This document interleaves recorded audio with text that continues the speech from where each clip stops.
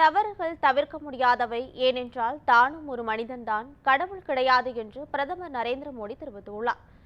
ஜெரோதா இணை நிறுவனர் நிகில் காமத் தொகுத்து வழங்கும் பாட்காஸ்ட் நிகழ்ச்சியில் பிரதமர் நரேந்திர மோடி கலந்து கொண்டு பல்வேறு விஷயங்கள் குறித்து மனம் திறந்து பேசியுள்ளார்.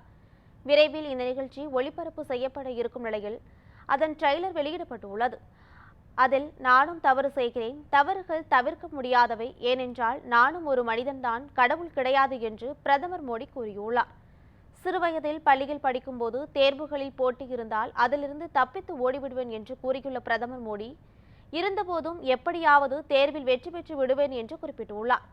குஜராத்தில் ரயில் நிலையத்தில் தேநீர் விற்பனையாளராக வேலை பார்த்தபோது தான் இந்தி பேசவும் படிக்கவும் கற்றுக்கொண்டதாகவும் பிரதமர் மோடி அந்த பேட்டியில் தெரிவித்துள்ளார்.